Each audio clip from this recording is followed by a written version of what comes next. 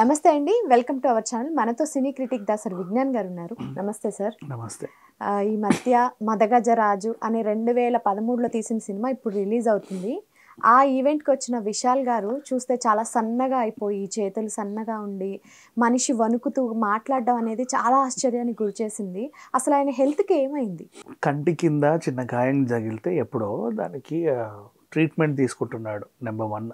Okay. Next ఇప్పుడు present stage మీదకి వచ్చే 2-3 రోజుల నుంచి తీవ్రమైన జ్వరంతో బాధపడుతున్నాడు. Number 2 2 situations.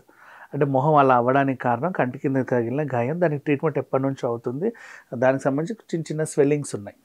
Okay. And same టైంలో ఆయనకి ఫుల్ ఫీవర్ ఇష్యూగా ఉన్న టైంలో మరి బయటికి ఎందుకు రావాలి అని అనుకుంటే అప్పుడెప్పుడో 2013లో ఆగిపోయినటువంటి సినిమా 12 ఏళ్ల తర్వాత దాదాపు ఇప్పుడు రిలీజ్కి సిద్ధమైంది. ఇదే పొంగల్కి 12th. ఓకే. ఇక ఇప్పుడు కూడా నేను రాకపోతే ఇంకెందుకు, మళ్ళీ ఈ సినిమా వాయిదా పడితే ఇంకెన్ని సంవత్సరాలు ఆగాలో అని.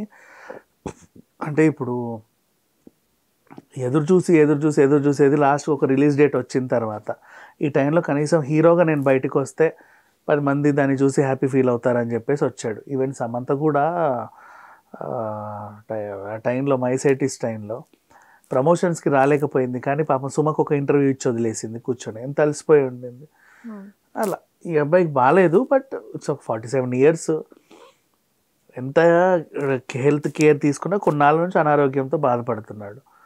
సో బట్ ఫ్యాన్స్ని ఒక్కసారి వచ్చి కనబడితే వీళ్ళందరూ కలిసి అరే మా హీరో వచ్చి అనుకుంటే, ఇప్పుడు రాలేదనుకో ఆ నిర్మాతలకి హీరోకి ఏదో గొడవ ఉందంట, అందుకే 12 ఏళ్ళు ల్యాగ్ అయింది, ఇప్పటికీ హీరో రాలేదంటే వేస్ట్ అని ఎవరు పడితే వాడు రాసేసుకుంటాడు అనుకుంటారు.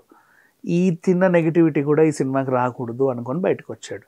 బట్ బయటకు వచ్చిన తర్వాత సినిమా ప్రమోషన్ అంతా పోయింది, ఈయన మీదకి వచ్చింది. ఏమైంది విశాల్కి ఏమైంది.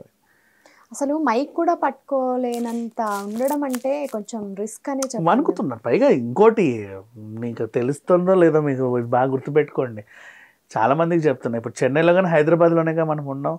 ఈవినింగ్ 6 తర్వాత బయట క్లైమేట్ ఎలా ఉందో తెలుసా? మీ మొబైల్స్లో వెదర్ చెక్ చేసుకోండి. అతనికి ఇప్పుడు వెదరే చెప్తాను నేను, ఇప్పుడు వెదరే, ఈ పగల వెదరే చెప్తాను నేను. చూడు, చక్కగా 22 ఉంది, పగలు 22 ఉంది. ఇప్పుడు చూడు, మన ఏసీలోనే 22 పెట్టుకుంటే ఎలా ఉంటుంది ఇంట్లో? 18-16 పెడితే ఎలా ఉంటుంది? 16 ఈవినింగ్కి నమోదు అవుతుంది. అండ్ ఎప్పుడు అది కూడా 7:30-8 ఆ టైంలో 16 ఉంటుంది క్లైమేట్. చెన్నైలో కూడా ఎక్కువ ఉంటుంది. ఇది బయట ఈవెంట్, పైగా అక్కడ ఏసీ కూడా పెడతారు. వాళ్ళ కంట్రోల్లో వాళ్ళు ఉండాలి కదా. నీకోసం ఏసీ బంద్ చేయమని వీళ్ళు కూడా చెప్పరు, ఎందుకంటే మిగతా వాళ్ళు సఫోకేట్ ఫీల్ అవుతారని. అందుకు ఆ వణుకు. ఆల్రెడీ జ్వరం ఉన్న ఆయనకి చలిలో తీసుకొస్తే వనకరా? జరిగింది అదే, అంతే. అంతమించి మరీ తీవ్రంగా అసలు ఏదో అయిపోయింది ఆయనకని మాత్రం అందరూ బెంగ పెట్టుకోవాల్సిన అవసరం ఏం లేదు. చాలా త్వరగా కోలుకుంటాడు, బయటకు వస్తాడు, ఎప్పట్లాగే సినిమాలు చేస్తాడు. ఇది చాలా రోజుల నుంచి ఆగిపోయిన సినిమా కాబట్టి ఇప్పుడు ప్రజెంట్ దాని గురించి రావాలి ఖచ్చితంగా అని వచ్చాడు, అంతగా భరిస్తూ. Thank you sir.